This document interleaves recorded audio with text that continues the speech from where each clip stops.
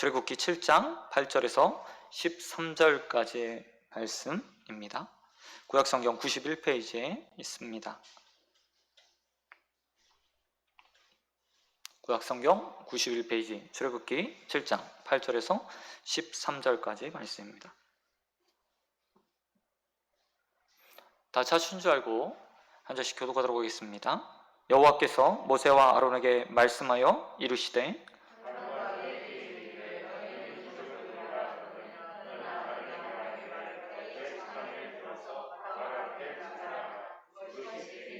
모세와 아론이 바로에게 가서 여호와께서 명령하신 대로 행하여 아론이 바로와 그의 신하 앞에 지팡이를 던지니 뱀이 된지라.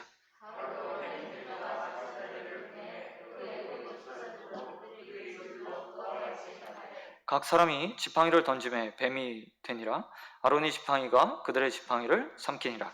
그러나 그들의 마음이 완악하여 그들의 말을 듣지 아니하니 여호와의 말씀과 같더라. 아멘. 아멘. 오늘 말씀 가지고 혼돈에서 질서를 만드시는 하나님, 혼돈에서 질서를 만드시는 하나님, 이런 제목으로 말씀 같이 나누겠습니다. 우리는 지난 시간까지 파라오 앞에서는, 그리고 파라오 앞에서 실망하고 이스라엘 백성들에게 배척받는 모세의 모습을 보았습니다.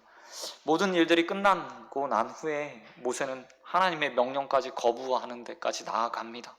자기가 생각했던 것과 달리 바로도 이스라엘 백성들도 자기 마음, 자기 뜻대로 움직이지 않는 모습들을 보면서 그는 크게 실망했습니다. 뿐만 아니라 낙심하고 낭망해서 더 이상 하나님의 말씀을 듣지 않겠다고 그는 연거푸 말했습니다. 그런 모세를 하나님께서 세우셨죠. 지난주 말씀처럼 그에게 능력도 주시고 그가 이제 앞으로 바로 앞에서 하나님처럼 보이게 될 거라고 분명하게 말씀을 주시면서 하나님의 대리자로, 아니 현현한 하나님의 모습으로 세상 가운데서 그가 서게 될 거라고 분명하게 말씀하시며 용기를 주셨습니다. 그리고 오늘 본문 말씀을 통해서 이제 또 다시 두 번째 바로와의 만남을 주선, 어떻게 보면 명령하시는 하나님의 모습을 볼 수 있습니다. 그 명령을 보면요, 얼마나 이것 명령을 따라서 행하는 것이 두려운 일인가 좀 생각해 볼 수 있을 것 같습니다. 파라오가 자신의 강력한 힘을 가지고요, 첫 만남에서 이스라엘 백성을 괴롭게 하지 않았습니까?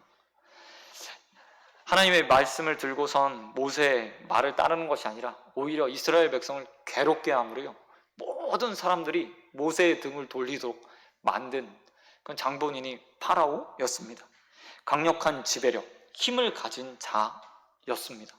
그런 파라오 앞에 또 다시 하나님 말씀을 들고 서는 겁니다. 비록 하나님께서 그에게 네가 하나님처럼 보일 거다 라고 하나님께서 말씀하셨지만 앞으로 보여지는 파라오의 태도를 보면 그가 정말 모세를 하나님처럼 보는 것인가 라는 의문이 생길 만큼요, 파라오는 할 수 있는 한 모든 하나님의 명령을 거부하는 모습을 보여주고 있습니다. 그가 이렇게 할 수 있었던 것은 자신이 가지고 있는 생각 때문이었죠. 이런 강력한 힘을 가지고 있는 파라오, 문제는 그 강력한 힘이 하나님께서 창조해 놓으신, 어떻게 보면 세상을요, 파괴하는 모습을 가지고 있다는 겁니다. 하나님이 창조물 가운데서 선하고 선하다, 보기 좋았다, 좋았다 라고 말씀하신 것이 인간이었습니다. 그런데 파라오가 이스라엘 백성들에게 명령한 것이 무엇입니까? 그 선하디 선한, 하나님 보시기에 좋았고 좋았던 그 인생들을요, 나일강에 버리라고, 나일강에 빠뜨려 죽이라고 명령한 것이었습니다. 이스라엘 백성은 파라오의 힘 앞에요, 속수무책으로 그 명령을 따를 수밖에 없었습니다. 누가 자신의 자식을 낳아서 나일강에 버리고 싶었을까요? 그런데 그 명령에 따르지 않을 만큼 파라오의 명령, 그리고 그 힘은요, 강력했던 겁니다. 한 사람의 결정에 의해서요, 하나님이 보시기에 좋았던, 아니 선하고 선해 보였던 인간이요, 다 죽게 된 겁니다. 뿐만 아니라 다른 면에서 생각해 보면 그 강이요, 나일강이라고 말하는 인간에게 있어서 물이라는 것은 주요한 생명의 원천, 어떻게 보면 생명을 제공할 수 있는 중요한 요소잖아요. 그런데 그 물이요, 파괴됐죠. 사람들이 계속해서 그곳에서 죽어감으로 물 역시도요, 파괴되게 된 겁니다. 악한 마음을 가진 한 사람, 그리고 힘을 가진 한 사람의 잘못된 결정으로 인해서 선한 하나님의 창조 세계가, 하나님의 창조 질서가요, 다 무너져 버린 상황에 지금 놓이고 있는 겁니다. 오늘 본문은 이 혼돈의 질서를, 한 사람의 힘으로 인해서 질서가 다 무너지고 혼돈한 이집트 뿐만 아니라 그 세상을 바꾸고자 하는 영적 싸움의 첫 서막을요, 기록하고 있습니다. 그리고 이 전쟁이 끝나는 출애굽기 11장 10절까지 혼돈을 바로 세우기 위한 하나님의 질서 행위가요, 계속해서 나타나게 됩니다. 신학자들은 이 모습을 통해서요, 이렇게 말합니다. 아직까지 다 모든 사람이 합의하는 건 아닌데요, 출애굽기에서 7장에서부터 11장까지 나타나고 있는 모든 재앙들은 재창조의 역사다. 파라오라고 하는 강력한 힘을 가진 자가 하나님께서 세우신 질서를 다 무너뜨렸는데, 그 무너진 질서를 하나님께서 하나하나 재건하시는 모습이라고 이야기합니다. 단순히 그냥 이스라엘 백성 하나 구원하는 것이 아니라요, 질서를 바로 세우는 하나님의 역사라고 말하는 것을 들을 수 있습니다.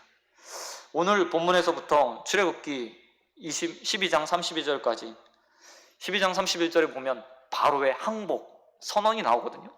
바로가 이스라엘 백성들, 모세에게 이렇게 말합니다. 너희 말대로 가서 여호와를 섬겨라 라고 말하면서요, 마지막 장자의 재앙이 있고 난 후에 이스라엘 백성들을 이렇게 추방시킵니다. 그런데 이 항복 선언이 있기까지요, 계속해서 반복되는 단어가 있습니다. 무려 50번이나. 오늘 7장 8절부터 12장 32절까지요, 무려 50번이나 반복되는 두 단어가 있어요. 그 단어가 무엇이냐면 콜이라는 히브리어 단어의 모든이라는 뜻을 가지고 있는 단어이고요, 또 하나는 에르츠라는 땅, 히브리어로 땅이라는 뜻을 가진 에르츠라는 단어가 무려 50번 반복됩니다. 이 반복되는 두 단어를 통해서요, 출애굽기에서는 이것을 강조하고 있습니다. 힘 있는 파라오로 인해서 무너진 땅, 이집트에 있는 모든 것이 다 무너지고 하나님께서 새로운 땅을 만들어 가신다. 하나하나 재앙들이 내릴 때마다 파라오가 세웠던 질서가요, 무너지게 돼요.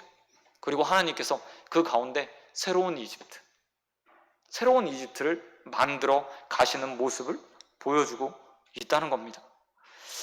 재앙 하나하나를요, 다 살펴보지는 않을 겁니다.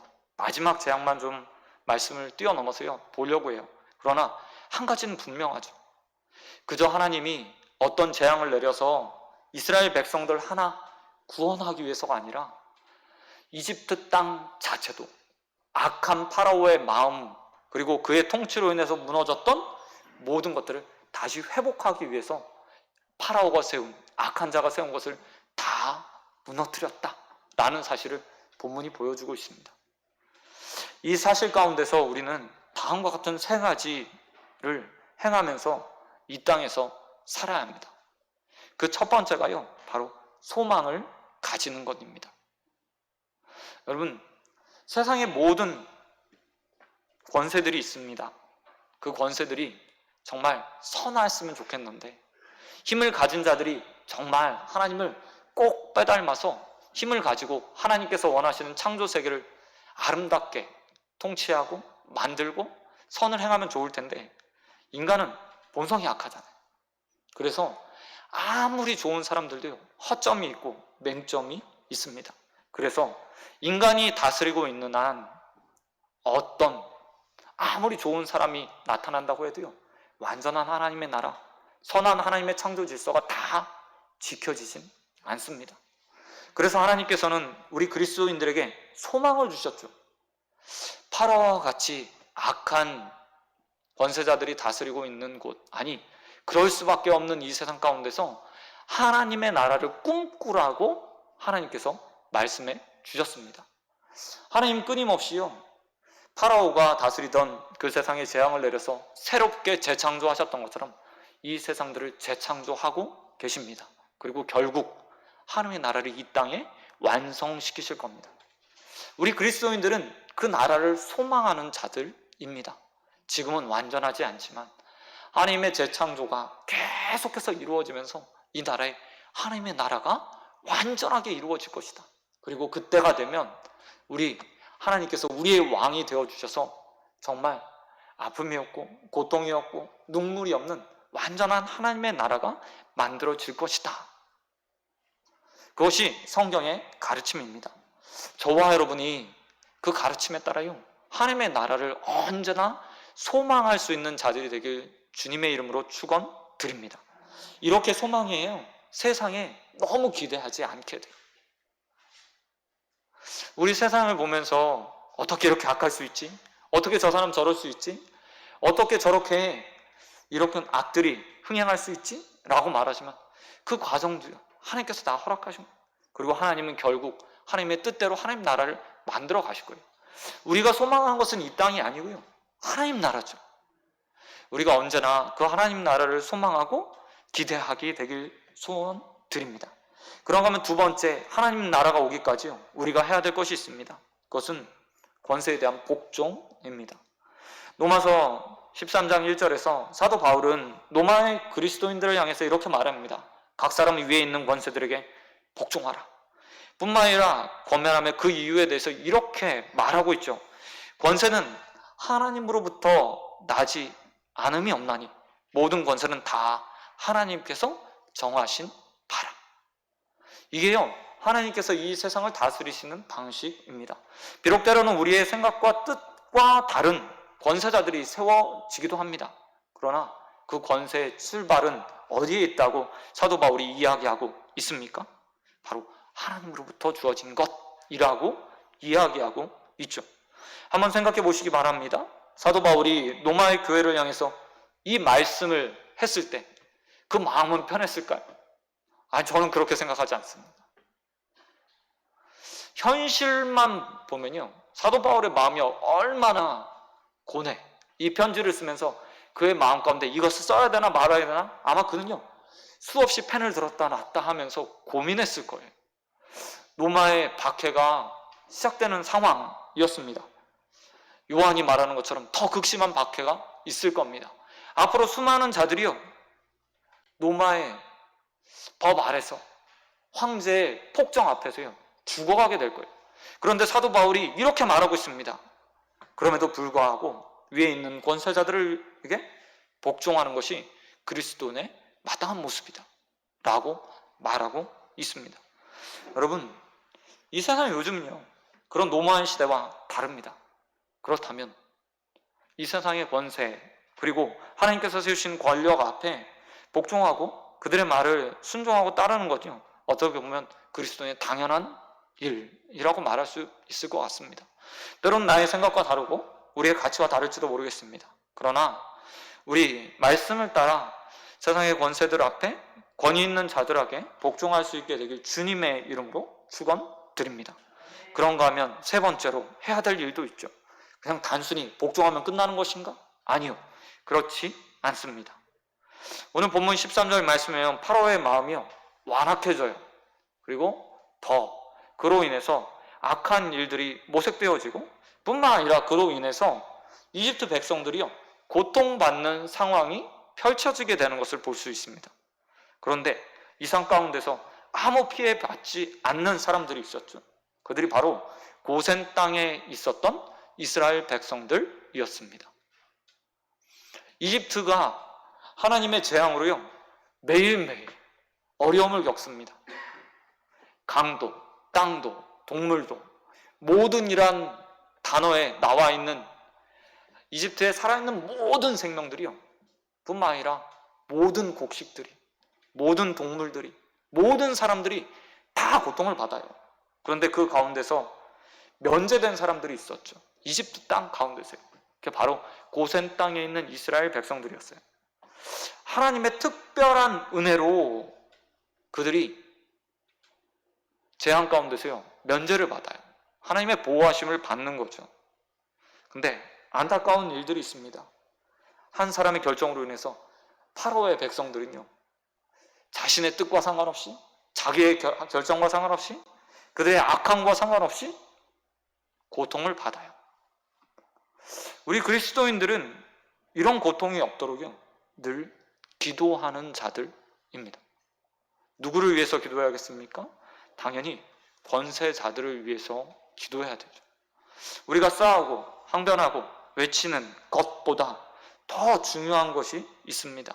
그것은 권세자를 세우신 하나님 앞에 그들의 마음을 붙들어 달라고 기도하는 것. 그것이 그리스도인들이 가질 수 있는 가장 강력한 힘이고 강력한 무기입니다. 저와 여러분은요 그렇기 때문에 이 사명을 놓치지 말고 살아야 합니다. 끊임없이 이 나라의 위정자들을 위해서, 권세 있는 자들을 위해서, 또 무엇인가 결정을 해서 다른 사람들의 삶을 좌지우지할 수 있는 자들을 위해서 기도하는 자들이 되어야 합니다.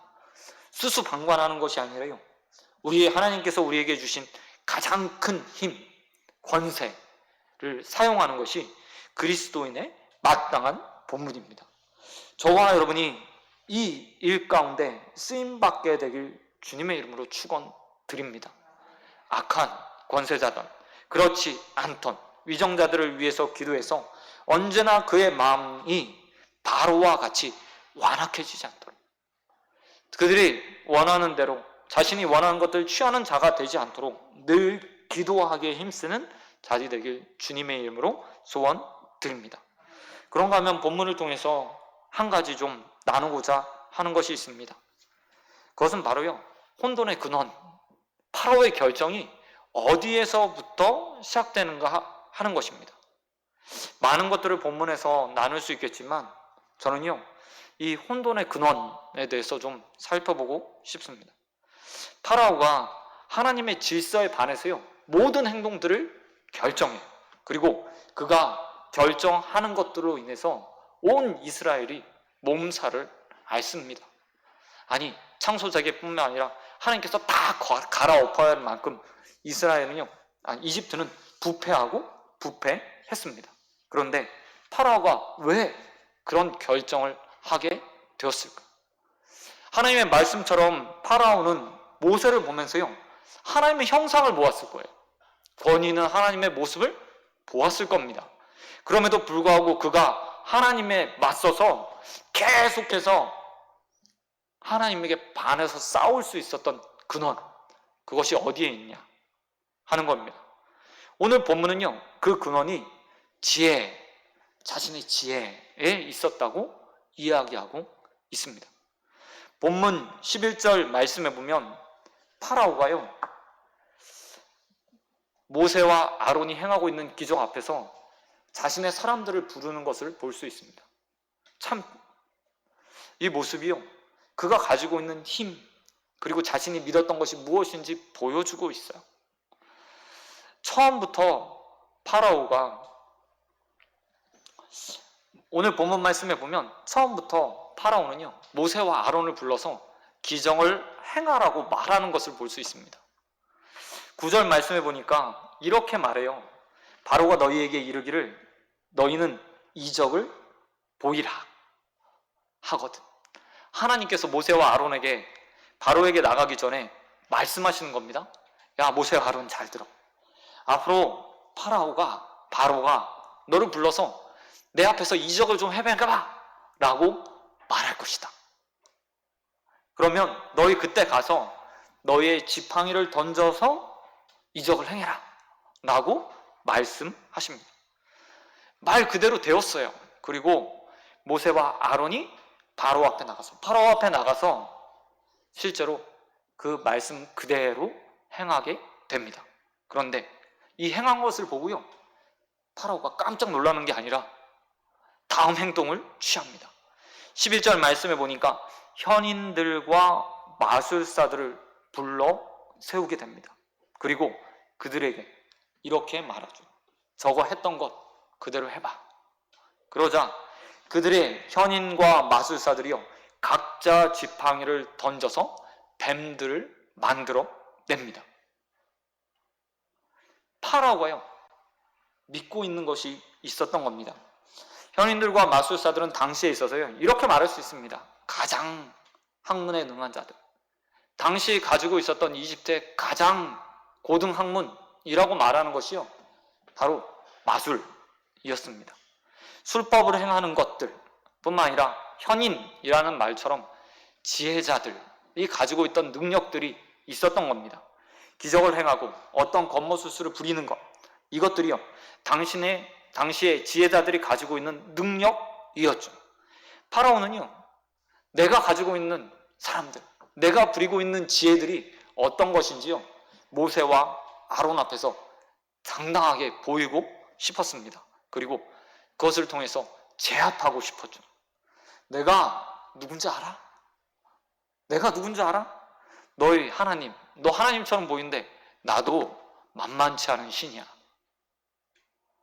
당시에 이집트 파라오들이 가지고 있는 생각, 절대 군주였던 정치적 힘, 군사적 힘뿐만 아니라 그들 스스로요, 자신이 신이라고 생각했습니다. 태양신의 아들이라고 생각했어요. 그리고 그 능력을 가지고 세상의 모든 지혜들을 자신의 손 안에서 통제한다고 생각했습니다. 그리고 그 지혜를 가지고 하나님과 맞서 싸울 수 있다는 확신을 가지고 있었죠. 그리고 그 확신으로 인해서 하나님께서 만들어진 창조 세계를요, 자기 마음껏 부리면서 그는 혼돈으로 파괴하는 일들을 했던 겁니다. 이런 파라오의 모습은요, 사사기에 비추어 보면 이렇게 말할 수 있을 것 같아요. 더 이상 올라갈 데가 없었던 그 파라오는 스스로 이렇게 생각했습니다. 내 위에는 아무도 없어. 내 위에는 어떤 왕도 존재하지 않아. 그러니 내 생각, 내 뜻, 내 마음대로 행동할 수 있어. 사사기 21장 25절에 보면 이스라엘 백성들의 삶을 이렇게 이야기하고 있죠. 그때 이스라엘에 왕이 없으므로 사람들이 각기 자기의 소견에 오른 대로 행하였더라. 파라오는요, 딱 그 이 말씀에 맞는 삶을 살았던 사람이었습니다. 실제로 그랬죠. 이집트에서 더 이상 그 위에 있을 자가 존재하지 않았습니다. 그래서 그는 마음껏 자기의 옳은 소견대로 살았습니다. 자신이 행하고 결정하는 일이 어떤 악들을 만들어내고 있는지요, 전혀 그는 생각하지 않았어요. 하나님의 모든 창조 질서를 파괴한다는 생각들을 하지 못했습니다. 하나님께서 선하다고 생각하는 사람들이 죽어가고 있다는 생각들을 하지 못했어요. 자신이 신이었기 때문이었죠. 그러나 그가 만들어내는 것들은 어떤 것입니까? 그저요, 악일 뿐이었습니다. 악일 뿐이요. 본문 말씀에 보면 모세와 아론의 지팡이 그리고 현인들과 마술사의 지팡이가 뱀으로 변하잖아요. 뱀으로 변합니다. 그런데 이 뱀이라는 단어가요, 이 사건 이미 출애굽기 4장에 보면 나타나게 돼요.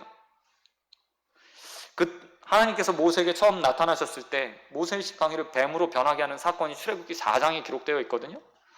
이때 4장 3절에 보면 뱀이라는 똑같은 단어가 사용됩니다. 그런데 한글 성경에는 똑같은 단어예요.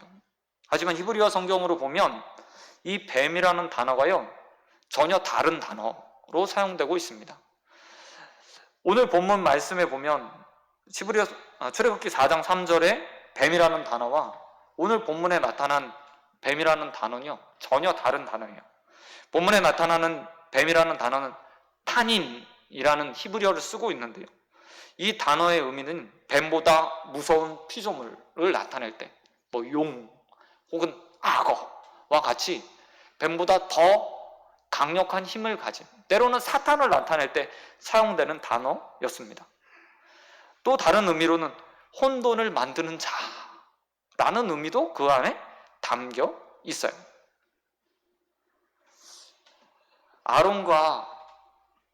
아론의 지팡이가 뱀으로 변했습니다. 하나의 탄인이 만들어졌죠. 이것은 하나님께서 앞으로 파라오가 세운 세상, 질서를 무너뜨리기 위해서 만드신 혼돈이라는 의미를 가지고 있어요. 그런데 이것에 맞서서 파라오가 현인들과 마술사들을 불렀습니다.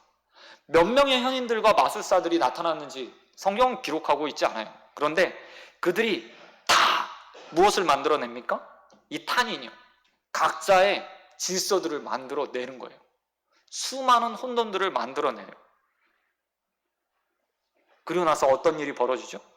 하나님께서 만드신 뱀이 모든 피조 파라오의 혼돈들, 탄인들이요, 집어삼켜 버립니다. 앞으로 어떤 일들이 일어날지에 대해서 하나님께서 말씀해 주는 거죠. 만들기만 하면, 무슨 일만 하면 수없는 혼돈을 만들어내고 있는 파라오, 너희 삶을 내가 무너뜨리겠다. 네가 쌓았고 네가 왕이라고 생각하고 네가 옳은 소견대로 행해서 만들어낸 모든 악을 내가 제하여 버리겠다라고 하나님께서 말씀하시는 거죠. 파라오는요, 자신을 맹신하고 있습니다. 자신의 힘을 맹신하고 있어요. 자신이 가지고 있는 권세를 맹신하고 있습니다. 자신이 가지고 있는 지혜를 맹신하고 있습니다. 그래서 하나님과 맞서 싸우려고 합니다. 자신의 옳은 소견대로 모든 것들을 결정하며 하나님께서 원하시지 않는 정반대의 길을 가고 있는 겁니다. 하나님은 오늘 본문을 통해서 이렇게 그에게 말씀하시죠. 그 모든 것 내가 삼켜버릴 거다. 그리고 너의 삶 가운데, 이집트 가운데 내 질서를 바로 세우겠다. 그런데요, 이 하나님의 파라오를 향한 경고가 단순히 파라오만의 것은 아니라는 겁니다. 바로 우리 그리스도인들을 향한 경고이기도 하죠. 여러분, 제가 파라오의 모습을 사사기 백성에게 빗대어 이야기하지 않았습니까?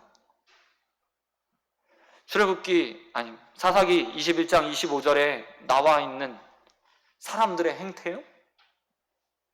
이스라엘 백성들의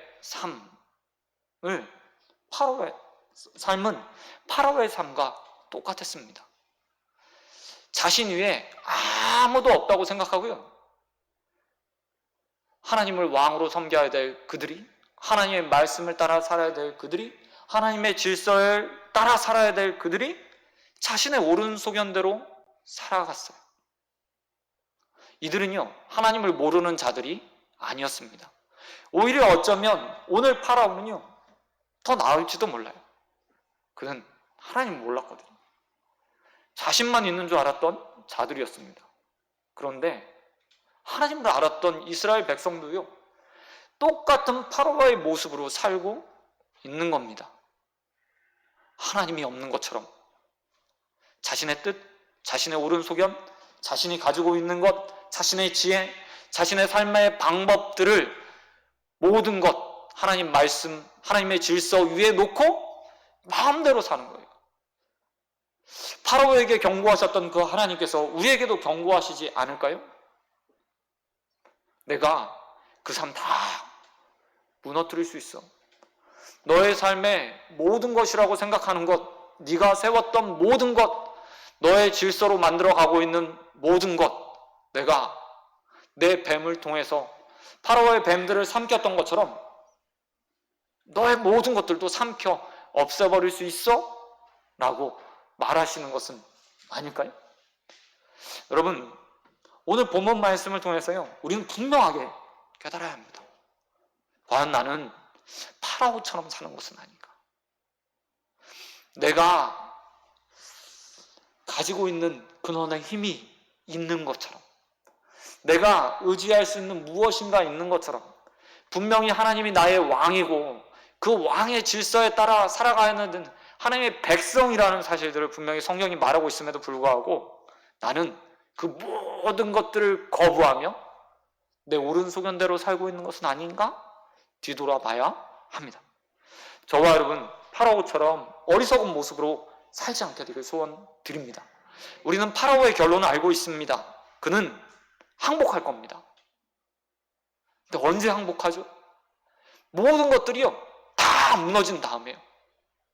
그래서 그 결정으로 인해서 그는요 많은 사람들에게 수많은 고통을 주는 자가 되었습니다. 저는요 좀 아쉬운 부분이 있는 것 같습니다. 파라오가 좀 더 일찍 깨달았다면. 재앙이 내릴 때마다 나오는 단어가 있잖아요. 그의 마음이 완악해졌더라. 재앙이 끝나고 나면 그의 마음이 다시 완악해져요. 그래서 또 다시 자기 옳은 소견대로 행하게 됩니다. 그게 반복되면서 더 많은 고통, 더 많은 피해, 더 많은 사람들이 안 당해도 되는 하나님의 재앙 가운데 고통받게 돼요. 어쩌면 우리의 삶도 그럴지 모르죠. 내가 하나님 앞에서 신속히 하나님의 경고 가운데 나의 모든 것들을 다 내려놓고 하나님보다 더 우상시했던, 아니 하나님보다 더 의지했던 파라오가 믿었던 그 지혜를 내려놓지 않음으로 인해서 내 주위에 모든 것들이 고통받는 상황들을 만들어낼 수도 있는 거죠. 여러분, 어리석은 파라오가 아니라 지혜로운 회개자가 되기를 주님의 이름으로 축원드립니다. 말씀 맺도록 하겠습니다.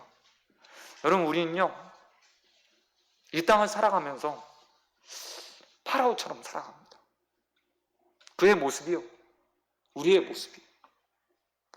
사실 그처럼 악한 영향력을, 아니 큰 힘을 가지지 않아서 나는 아니야 라고 말할지도 모르겠습니다. 하지만요 누구나 다 우리는 하나님 말씀 앞에서 견고하자. 하나님의 질서, 하나님께서 해주신 방법, 아니 더 쉽게 말해서 하나님의 말씀을 따라 살아가며 하나님께서 원하시는 대로 살아 이 땅 가운데 하나님의 나라를 만들어가는 것이요 그리스도인이죠. 근데 나고 오고 간 수많은 그리스도인들이 있었음에도 불구하고 이 나라가 아직도 하나님 나라가 되지 않았던 이유는 무엇일까? 그것은 온전하게 하나님 말씀의 질서에 따라 살아간 자들이요 부족했기 때문이 아닐까요?